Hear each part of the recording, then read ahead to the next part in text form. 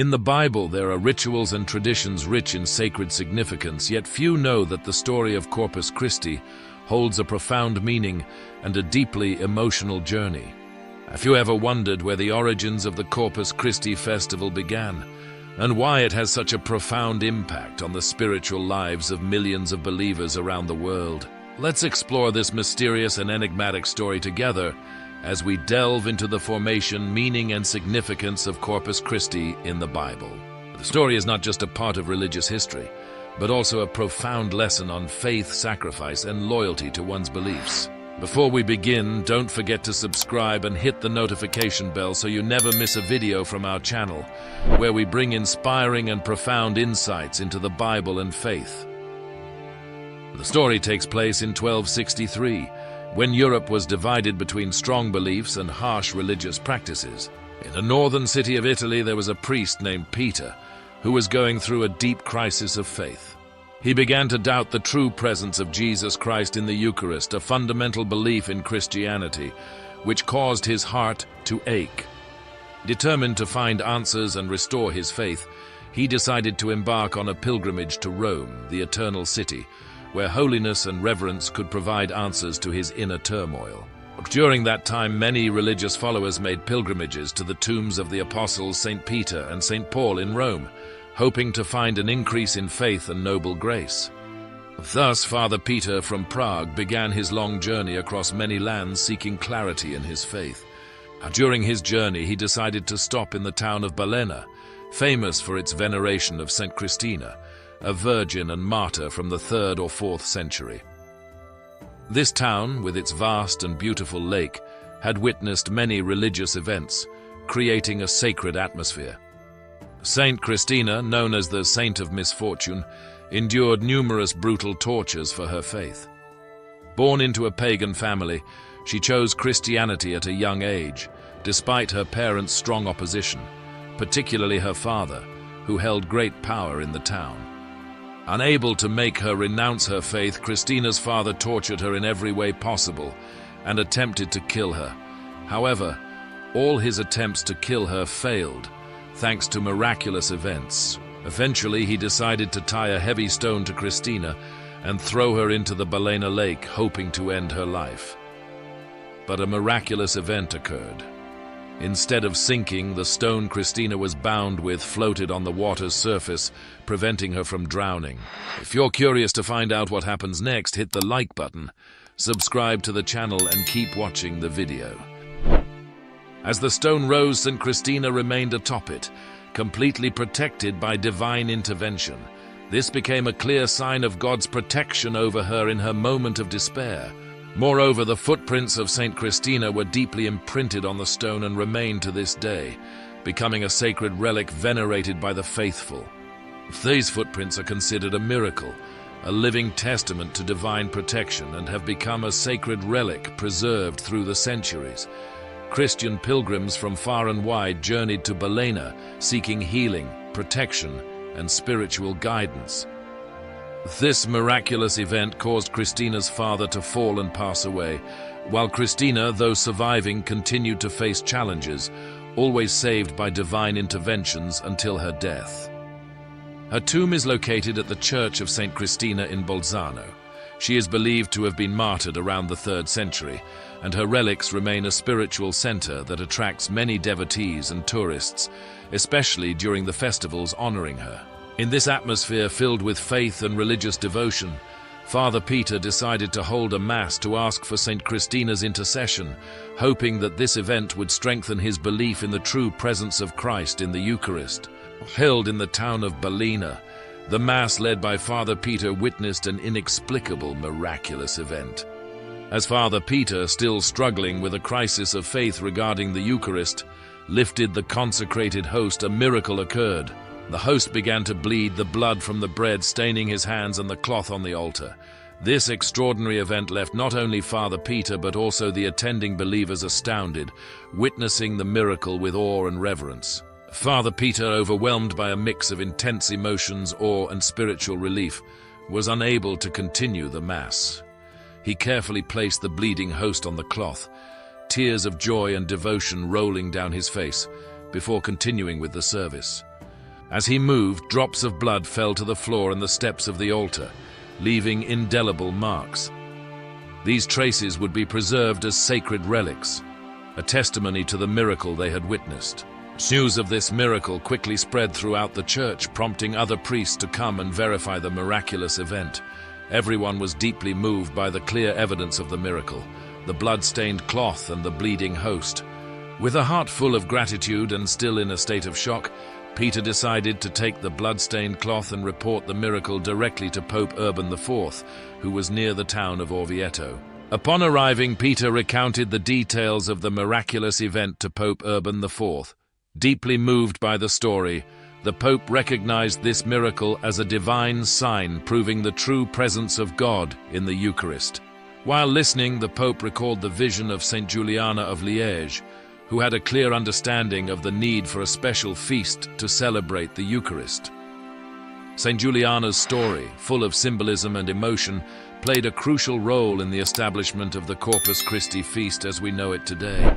In the early 13th century, Juliana, a young nun just 16 years old, began experiencing mystical visions. Visions that revealed the necessity of a special feast dedicated solely to honoring the Eucharist. In one of her visions, she saw a bright white disc, but on one side of it there was a dark spot. This strange image intrigued her, and she spent many years in prayer trying to understand its deeper meaning. After a long period of reflection and spiritual discernment, Juliana finally realized that the white disc symbolized the Church and its devotion to the Eucharist. However, the dark spot represented the absence of a separate feast to fully honor the Eucharist. Although the Feast of Corpus Christi was established to celebrate the Eucharist, this feast was linked with the sorrow of the Passion of Christ. Juliana realized that Jesus desired a joyful and solemn feast exclusively for the honoring of the Eucharist. However, due to hesitation and fear, Juliana delayed for 20 years before finding the courage to share her visions with a trusted priest, Jacques Pantalon. He believed in the authenticity of the visions and encouraged her to spread her message. However, as time passed and Juliana eventually passed away, her visions seemed to be forgotten for a long period. Many years later, Father Jacques Pantalon, the only one who knew of Saint Juliana's visions, became Pope Urban IV. Upon hearing the miraculous story from Father Peter, Pope Urban IV was deeply moved and immediately recognized the significance of this miracle, thanks to his sharp spiritual intuition and the recollection of the visions that Saint Juliana of Liège had received. Saint Juliana had clearly predicted the need for a separate feast to honor the Eucharist.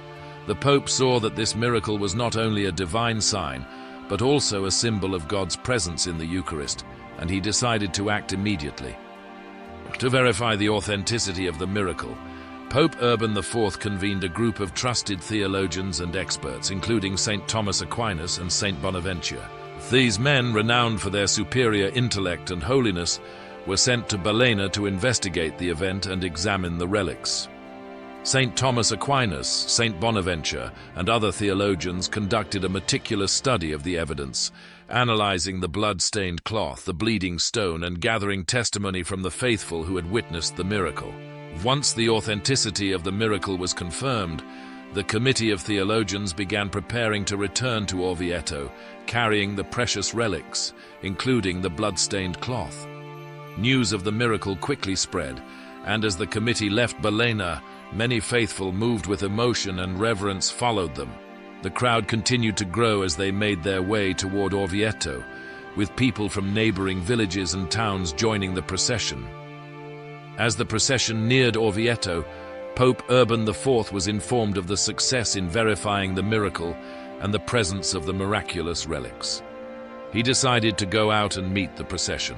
The Pope, along with the priests and high-ranking figures of the Church, descended from his ceremonial carriage as the faithful and theologians neared the bridge. As the procession approached the bridge, the moment became solemn and emotional.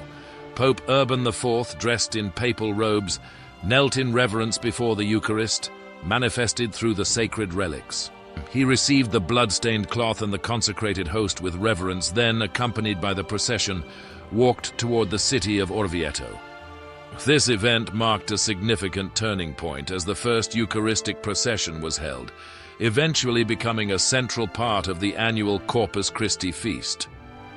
With confirmation from theologians and deep spiritual conviction of the miracle's significance, Pope Urban IV decided to establish a solemn feast to honor the Eucharist. In 1264, the Pope issued the Transitus Decree, officially instituting the Feast of Corpus Christi. This decree emphasized the necessity to reaffirm faith in the real presence of Christ in the Eucharist. The Pope viewed this festival as a means to strengthen the faith of the faithful and encourage devotion to the Eucharist. He also emphasized the role of Eucharistic miracles, such as the miracle at Bolsena, as divine signs confirming the truth of God's presence in the consecrated bread and wine. After issuing the decree regarding the festival, Pope Urban IV took steps to ensure that the new celebration would be conducted with a rich, profound, and theologically sound liturgy, aiming to rightly reflect the essence and glory of the Eucharist. The Pope summoned some of the greatest theologians of the time to compose hymns and prayers for the festival. Among them were Saint Thomas Aquinas and Saint Bonaventure, two of the greatest intellectuals of the 13th century. When it came time to introduce the hymns, all the theologians gathered in the presence of the Pope. Saint Thomas Aquinas, with his vast intellect and reverent spirit, was the first to present his work. Saint Thomas Aquinas' hymn Lauda Sion, with its exquisitely crafted verses, expressed a strong belief in the true presence of Christ in the Eucharist and the reverence due to this sacrament.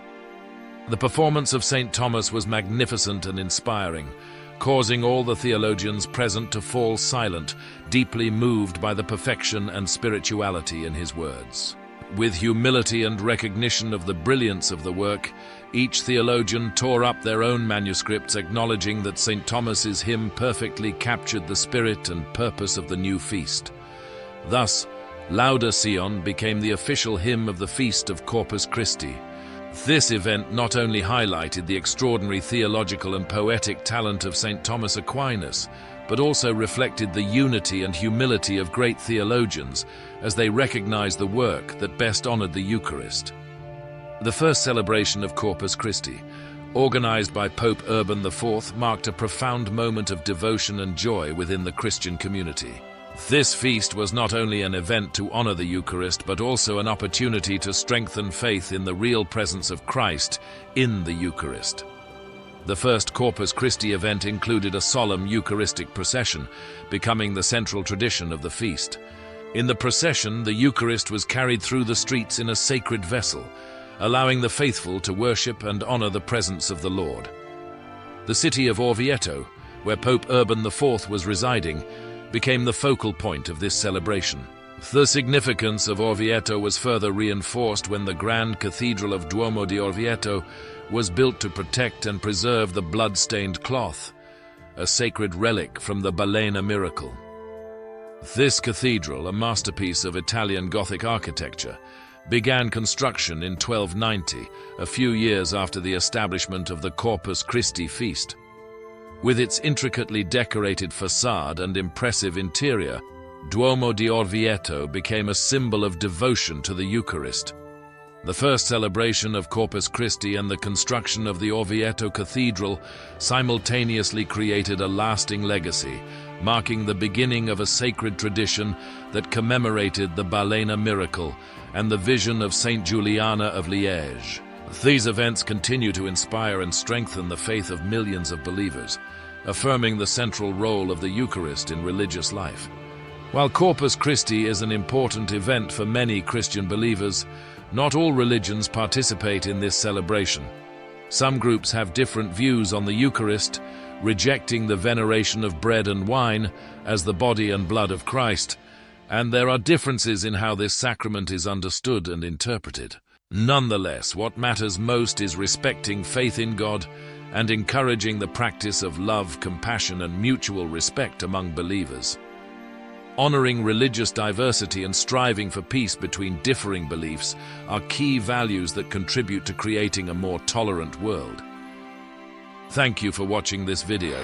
If you found it helpful, don't forget to subscribe, click the bell to receive notifications, leave a like, and continue watching the next videos. Wishing you all the best, and may God bless you.